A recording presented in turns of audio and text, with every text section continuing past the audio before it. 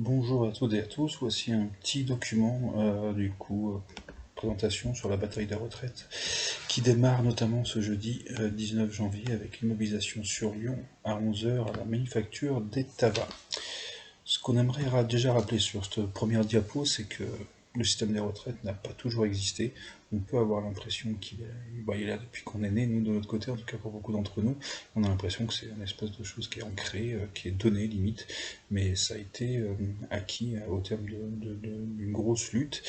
Et avant ça, en fait, avant le système des retraites, et ben, du coup les familles devaient en particulier s'occuper des personnes qui arrêtaient de travailler parce qu'elles étaient trop usées, et c'est notamment les femmes qui s'occupaient des parents âgés, ou alors du coup il fallait travailler plus longtemps, quitte à se blesser ou à mourir au travail, ou du coup accepter de vivre sans ressources. Et donc en 1945, il y a eu cette création du système des retraites, avec notamment Ambroise Croizat en tant que ministre du Travail, qui a affirmé, voilà, nous ferons de la retraite non plus une antichambre de la mort, mais une nouvelle étape de la vie. C'est quand même un gros changement de philosophie, c'est-à-dire que voilà, après avoir trimé de bonnes années au travail, et du coup la vie continue, et notamment avec ce système de retraite. Ce système de retraite, il était fabriqué de telle sorte qu'il était sur un système démocratique, à savoir qu'avant 67, il y avait uniquement des représentants des salariés qui, du coup, géraient ce système des retraites, et comme par hasard, avant 67 et avant ce partage à 50% avec le patronat, le système des retraites n'était pas déficitaire. O comme obligatoire, c'est-à-dire que toutes et tous les salariés cotisent, R comme répartition, c'est-à-dire que l'argent sert directement en fait, à financer les pensions des retraités, mais c'est pas de l'argent qui va jouer sur les marchés financiers, etc., etc. Et S comme solidaire, à savoir que chacun et chacune cotise selon ses moyens et reçoit selon ses besoins. Donc quelques précisions par rapport à ce système quand même, c'est-à-dire que les travailleuses et les travailleurs ont les mêmes droits en cas de congé, maladie, accident de travail, ou lorsqu'ils attendent un enfant, ce qu'on appelle un petit peu les périodes d'interruption d'activité, les aléas de carrière ou de vie. Du coup, bien sûr, ces personnes ne cotisent pas pendant ces périodes-là, mais elles sont quand même comptabilisées pour le calcul de leur départ à la retraite. C'est un système donc, de solidarité qu'on aimerait bien évidemment garder et améliorer. C'est un système à prestations définies, donc ça c'est quelque chose sur lequel voulait s'attaquer Macron lors de sa précédente réforme de 2018. Donc on a un niveau de pension, un droit voilà, défini par des règles, et un niveau de cotisation qui doit s'adapter. Le taux de remplacement du coup du salaire est garanti en fait. C'est un système qui n'est pas universel, malheureusement. Il devait être au départ un système universel et unifié, mais voilà, sous pression patronale et des libéraux, il a été divisé en trois, à savoir une retraite de base qui est mise en œuvre par la sécurité sociale, on verra le pourcentage tout à l'heure, une retraite complémentaire obligatoire, mise en œuvre par l'ARJIC-ARCO, et une retraite supplémentaire. Ça c'est le rêve, parce que c'est facultatif, mais c'est le rêve de tous les libéraux, c'est que ça devienne en fait une grande part de nos retraites, c'est-à-dire qu'on soit obligé de capitaliser tout au long de notre période d'activité, d'épargner en fait, de s'empêcher de vivre lorsqu'on travaille, tout ça pour avoir un minimum de retraite lorsque l'âge a sonné. C'est bien sûr une option que la CGT refuse, et on espère ne jamais voir le jour. Un système sans cesse attaqué. Pardon, point sur la situation actuelle, excusez-moi, je me suis trompé. Du coup, voilà, avec le calcul de la pension voilà, pour les fonctionnaires, qui est différent de celui du secteur privé, puisque pour les fonctionnaires, on garde les 6 derniers mois de salaire. Il faut savoir que dans la fonction publique, les salaires sont souvent un peu plus bas et on rehausse du coup les salaires plutôt en fin de carrière. Mais du coup, voilà, c'est toujours un peu plus faible, et selon si on a milité ardemment ou pas lors de sa carrière, on peut être assez saqué en fait sur cette fin de carrière et ne pas obtenir les derniers échelons. Pour le secteur du privé, on verra, c'est quelque chose qui a changé aussi au fil du temps, parce qu'avant c'était les 10 meilleures années qui étaient comptées, donc on avait une meilleure pension entre guillemets, et suite à une réforme qu'on verra tout à l'heure, et du coup ce taux a été ramené à 25 meilleures années, qui forcément plombe un peu la pension. Donc deux types de périodes prises en compte, on l'a vu tout à l'heure, les périodes cotisées et les périodes assimilées, avec un taux de remplacement global pour une carrière complète qui est d'environ entre 60 et 75% du salaire. Donc j'y venais, voilà, le système censé être attaqué, c'est que depuis plus de 30 ans, les attaques contre les retraites n'ont pas arrêté. La loi Seguin en 87, la réforme Balladur en 93, qui était le passage de 37 années et demie à 40 années de durée d'assurance pour les salariés du privé, et le passage voilà, des 10 aux 25 meilleures années pour le calcul de la pension. Ensuite, la réforme Juppé 95, qui se voulait être une réforme universelle avec la fin des régimes spéciaux. Mais grâce à une forte mobilisation, ce projet est resté dans les placards. C'était un des derniers gros échecs des libéraux. En 2003, la réforme Fillon, c'était l'allongement progressif de la durée de cotisation jusqu'à 41 années et demie, et avec une application de la décote et des règles du régime général au régime de la fonction publique. La décote, hein, certains peut-être connaissent ça, c'est-à-dire que si on n'a pas cotisé à taux plein, on peut partir voilà, sur l'âge légal de départ à la retraite, mais par contre on perd jusqu'à 10% de sa pension les premières années. La 2010, c'est la réforme Woerth, qui a repoussé l'âge légal du départ à la retraite voilà, de 60 à 62 ans, voire à 67 ans pour ceux qui n'ont pas atteint les 41 années et demie d'annuité. Voilà, donc on peut travailler jusqu'à 67 ans, mais voilà, il faut tenir le coup. Hein. On sait déjà que c'est très compliqué jusqu'à 60 ans. 62, n'en parlons pas, et avec cette réforme de 64, ça va être encore pire. En 2013, la réforme Hollande, avec l'augmentation de la durée, voilà, jusqu'à 43 ans pour la génération 73, et ces réformes Hollande-Touraine là que la réforme Borne veut accélérer. Et donc toutes ces réformes paramétriques, ça a procédé d'une dégradation progressive de notre système des retraites. Le système actuel, on passe rapidement là-dessus, hein, dans le public et dans le privé, vous avez les données ici.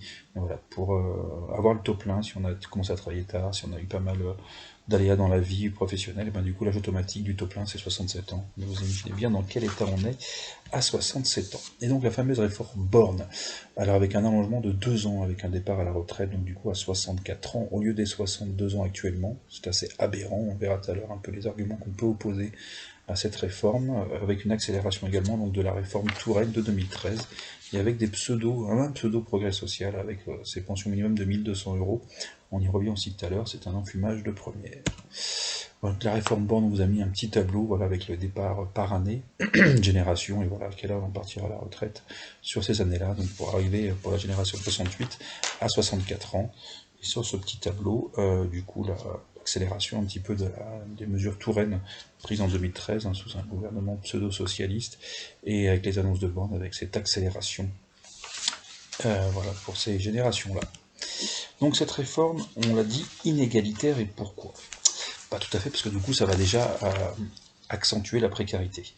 Repousser l'âge de retraite, de départ à la retraite, allonger une période comprise actuellement entre 58 et 62 ans, donc jusqu'à 64 avec cette réforme, c'est une période durant laquelle les travailleurs ne sont plus en activité, environ 20%, et qui constitue un véritable sas de précarité avant la retraite, et qui va qu'accentuer en fait les problématiques à ce niveau-là.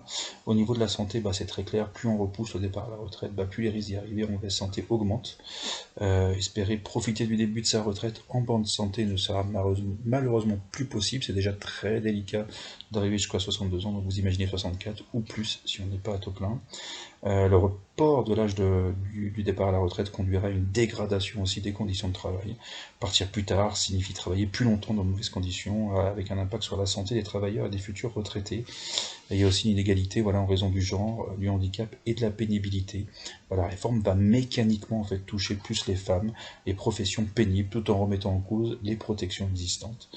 C'est-à-dire les droits familiaux, les régimes spéciaux, et en proposant de pseudo-solutions avec ce compte pénibilité, dont on ne sait pas grand-chose encore pour le moment, et qui ça concernerait exactement. Donc c'est une réforme, on l'a dit, qui touchera plus les femmes. Voilà, à chaque fois que l'on repousse la durée de cotisation requise, on la rend toujours moins atteignable pour les femmes. Ce qu'il faut savoir, c'est que le temps partiel subi, c'était environ 26% des femmes, salariées à temps partiel en 2020, sont soit pour s'occuper de leur enfant ou d'une personne dépendante, et la probabilité de devenir aidant pour un proche en perte d'autonomie, c'est 60% des proches aidants qui sont des femmes. Voilà, tous ces événements sont autant de moments venant impacter la carrière professionnelle des femmes. Les femmes ont donc des carrières plus facilement fragmentées que les hommes, un phénomène qui s'aggrave plus le temps de cotisation s'allonge, donc du fait du taux d'activité des 50-64 ans et de la période de précarité. Là aussi, particulièrement, ça impactera malheureusement les femmes. Donc c'est les écarts qui s'aggraveront, on l'a vu tout à l'heure, le patronat a toujours cherché à attaquer la sécurité sociale, le système des retraites, et à s'affranchir des cotisations sociales. Notre système des retraites, c'est un bon système, un des meilleurs, un des plus performants. Il reste à améliorer, évidemment, quitte évidemment à revenir à un départ à 60 ans pour tous et toutes. Il y a quand même des inégalités qui persistent, notamment l'écart de l'espérance de vie entre une cadre et un ouvrier ou une ouvrière, qui est de près de 10 ans. Voilà, et on reviendra sur cet argument fallacieux du financement des écoles ou de l'hôpital par cette réforme des retraites. Alors, quelle solution possible déjà avant de venir un peu sur les contre-arguments? Un des éléments, ça pourrait être d'augmenter les salaires, tout simplement, car en augmentant les salaires, du coup, on augmenterait le taux de cotisation sociale. Enfin, les cotisations sociales seront plus importantes et du coup, ça remplirait les caisses des retraites. On pourrait aussi penser à quelque chose qui serait pas très populaire, mais c'est augmenter un petit peu le taux de cotisation pour les salariés, mais en même temps, si ce système reste égalitaire, solidaire, obligatoire, ça pourrait être une solution parmi tant d'autres pour remplir les caisses des retraites. L'égalité salariale aussi entre les femmes et les hommes rapporterait quelques 10 milliards d'euros, 9-10 milliards d'euros, ce qui serait pas négligeable, mais là aussi il faut une volonté politique, et c'est loin d'être le cas. Si on arrêtait aussi toutes ces primes défiscalisées qui ont explosé depuis l'arrivée de Macron au pouvoir, les primes PEPA, les primes Covid, en veux-tu, en voilà, les exonérations fiscales évidemment aussi, mais ces primes défiscalisées, il n'y a pas de cotisation sociale dessus, et donc du coup, c'est de l'argent qui ne rentre pas dans les caisses de la Sécu, des retraites, etc., et de l'assurance chômage. Alors ça fait du bien au salaire, parce qu'effectivement ça arrondit les fins de mois, mais en même temps, à long terme, c'est pénalisant pour les salariés. On pourrait aussi mettre fin aux exonérations sociales aux entreprises. On reviendra sur le chiffre tout à l'heure qui est assez énorme, c'est des dizaines de milliards d'euros qui pourraient permettre de financer autrement nos retraites et bien sûr de baisser l'âge de départ à la retraite au départ à 60 ans, comme le demande la CGT, mais on pourrait imaginer aussi d'autres choses pour laisser les gens vivre une deuxième vie beaucoup plus longue et en bonne santé. On pourrait aussi, bien évidemment, taxer les produits financiers, mettre l'impôt sur les grandes fortunes, tout ça, voilà, pour permettre de financer tout ça. Alors, quels arguments opposer au projet de contre-réforme des retraites? Il y en a plusieurs. On va revenir sur un des premiers arguments qu'on traite de mensonge, parce que nous, il est complètement fallacieux, c'est que Macron a été élu et que cette réforme était dans son programme. Alors, bien évidemment, on ne peut pas le nier, Macron a bien été élu au deuxième tour de l'élection présidentielle. Malgré tout, dans un contexte un peu particulier, à savoir, vous vous rappelez, il était opposé à Marine Le Pen, et qu'il y a quand même une forte majorité de personnes qui n'ont pas voté pour Emmanuel Macron et son programme, mais contre Marine Le Pen. Il y avait aussi un fort taux d'abstention qui rend quand même cette élection beaucoup moins légitime qu'elle n'y paraît, et donc du coup, cette personne-là n'aurait pas à nous imposer son programme-là. Et d'ailleurs, il avait annoncé en tirer conséquence après les élections dans un discours en disant voilà, qu'il en tiendrait compte de tout ça. On peut s'apercevoir que c'est malheureusement pas le cas. Et si on revient sur son programme, Emmanuel Macron, en fait, son projet de réforme des retraites n'a rien à voir avec celui qui est proposé aujourd'hui, puisque c'était celui de la retraite à points de 2018 et qu'il avait été balayé grâce à une forte mobilisation. Et on espère du coup que cette nouvelle réforme va être balayée de la même façon. Là, on a vraiment l'impression qu'il faut réformer pour réformer, et donc la solution de facilité pour obtenir la majorité à l'Assemblée nationale et de faire plaisir aux Républicains, c'est de repousser l'âge de 2 ans. Le mensonge numéro 2, c'est celui du déficit des caisses des retraites. Et là, il y a vraiment aussi un gros mensonge. L'argument des déficits des caisses de retraite, voire mieux, pour sauver ce système, n'est pas celui du corps. Le corps, c'est le Conseil d'orientation des retraites. Eux, ils ont fait une projection financière jusqu'à 2070, et on s'aperçoit que donc du coup en 2021 et 2022, notre système est en excédent, et qu'à partir de 2023, effectivement, il y a un déficit qui va s'accentuer en 2027 à 12 milliards et à 20 milliards en 2030, mais ce déficit va se résorber, quel que soit le scénario. Il y a 4 ou 5 scénarios imaginés par le corps, du plus optimiste au plus pessimiste, mais qu'il se résorberait jusqu'en 2070, donc ce système-là n'est pas en danger, et que le système peut se résorber de différentes manières. Donc le corps lamine l'argument que le système serait en danger ou menacé, et ce qu'il faut regarder, c'est pas seulement le côté chiffre avec ces milliards impressionnants, là c'est 12 milliards, c'est 20 milliards de déficit, on a l'impression que c'est insurmontable, mais il y a un autre mode de calcul qui est peut-être à regarder aussi, c'est celui du pourcentage du PIB. Le PIB, c'est les richesses, en grosso modo, produites par le pays sur l'année, et que ce PIB, il est aux alentours des 2500 milliards. Et que sur ces 2500 milliards, il y a 320 à 360 milliards qui sont utilisés pour les retraites. On voit que les chiffres déjà sont d'une autre échelle, puisque ça ne représente que 15% du PIB environ. Il y a le PIB, on peut le varier, on peut décider d'utiliser plus du pourcentage du PIB sur les retraites, mais c'est pas la volonté politique du gouvernement qui lui veut stagner à 14%. Mais même en regardant les projections du corps, on s'aperçoit que selon les estimations, ça ne monterait pas au-dessus de 15%, et donc du coup là aussi c'est un argument qu'on peut balayer d'un revers de la main. Le mensonge numéro 3 serait que la seule solution pour sauver tout ça, c'est de travailler plus, parce qu'autrement, si on ne demandait pas aux gens de travailler plus, c'est ce que dit le gouvernement Borne, et c'est ce qu'on entend de manière répétée dans les médias, c'est qu'il faudrait soit baisser les pensions, et ça paraît impensable, et effectivement c'est impensable, ou augmenter les cotisations sociales. Ça, on a vu tout à l'heure, éventuellement ça pourrait être une solution, si effectivement c'est le cas pour tout le monde. Et donc on nous dit, il n'y a que cette solution, c'est de travailler plus. Alors, c'est aussi un argument fallacieux, bien évidemment, parce que ce que cherche le gouvernement, c'est de baisser les dépenses publiques, de baisser les impôts, de continuer cette politique d'allègement et d'exonération des cotisations sociales, généralement sur les petits salaires, et on verra que ça a son impact là-dessus. Donc tout ça, c'est aussi des choix politiques, notamment avec toutes ces primes défiscalisées, etc. etc. On compte sur l'année environ entre 65 et 66 milliards par an d'exonération fiscale, et on a environ 10 milliards, on a vu tout à l'heure, sur les caisses de retraite qui manqueraient sur les prochaines années. Donc c'est vraiment une vision libérale là-dessus, parce que du coup le gouvernement a choisi très nettement de donner d'un côté et de ne pas donner de l'autre, notamment sur toutes ces exonérations. Ce qu'il faut savoir, c'est que c'est pas non plus que les cotisations sociales qui payent les retraites, c'est environ 79%, et le reste ce sont des impôts, dont 12% pour la CSG. Et là aussi il y a un changement de philosophie, c'est que le gouvernement, les libéraux, aimeraient bien que la retraite soit payée un peu plus par les impôts, ce qui serait un peu inégalitaire, plutôt que par les cotisations sociales que tout le monde paye. Voilà, depuis Macron, on l'a vu tout à l'heure, un allègement des cotisations sociales, que ce soit pour les primes ou pour les exonérations, ce qui pose un gros souci aussi pour les caisses de la sécurité sociale. Il y a un enjeu au niveau des salaires, comme on le disait tout à l'heure, parce que plus les salaires sont bas, et c'est aussi une volonté très claire de ce gouvernement-là, et moins les cotisations sont hautes. Et c'est pour ça qu'on porte aussi à la CGT cette revendication de l'augmentation des salaires, significative des salaires, qui augmenterait la part des cotisations sociales. Le mensonge niveau numéro 4, on a vu tout à l'heure, il faut travailler plus pour financer l'école, les hôpitaux, la transition écologique. Ça aussi, c'était quand même un gros mensonge, parce que comme la réforme va s'étaler sur environ 10 ans, c'est pas tout de suite que les soi-disant bénéfices arriveront. Donc là, gros mensonge, l'argent qui sera fait dans 10 ans serait utilisé tout de suite pour d'autres financements. On se demande bien comment ils feraient ça. Et surtout, ce serait rompre un petit peu le pacte social. Ça veut dire qu'on va plus cotiser pour la retraite, mais pour d'autres projets. C'est vraiment un changement philosophique majeur. Et ce transfert du travail et des cotisations vers des budgets qui n'ont rien à voir, c'est pas notre logique non plus. Et voilà, c'est ce à quoi tend le gouvernement.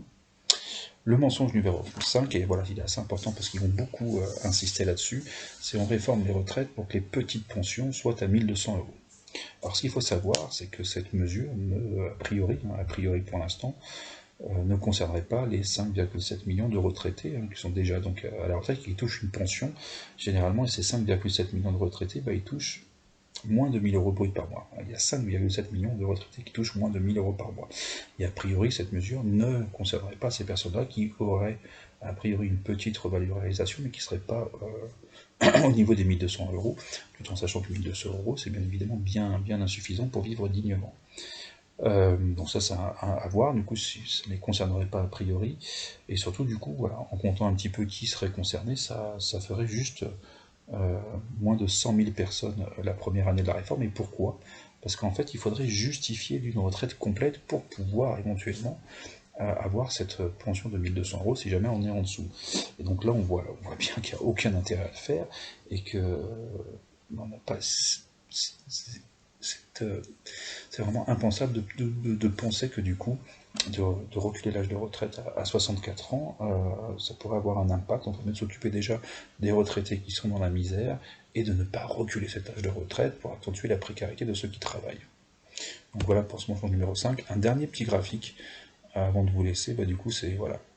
Ça parle ce graphique parle de lui-même. À 64 ans, 29% des hommes les plus pauvres sont déjà morts. On a tous dans notre entourage des personnes qui sont tombées malades, soit juste avant la retraite, soit juste après, et qui n'ont pas connu leur retraite en fait, et qui sont décédés. Et ça vraiment, on voit la différence entre les plus riches et les plus pauvres. Et là, il y a vraiment du coup un facteur de lutte des classes à remettre en marche. Et voilà, et que reculer cet âge de la retraite, c'est envoyer tout simplement des personnes à la mort, et ne pas payer la retraite, bien évidemment. Donc c'est pourquoi il y a cette première mobilisation, notamment du coup le 19 janvier, ce jeudi 19 janvier, à Lyon, avec un départ à 11 h à la Manufacture des Tabacs. Ce sera qu'un début de la mobilisation, ça risque peut-être de durer, en tout cas il y aura plusieurs dates. Il va falloir vraiment s'accrocher et ne rien lâcher pour ne pas perdre encore 2 années de notre vie comme ils le souhaitent, et pour pouvoir ensuite gagner d'autres acquis et revenir notamment à cette retraite à 60 ans. Donc voilà pour cette présentation, n'hésitez pas à la faire passer.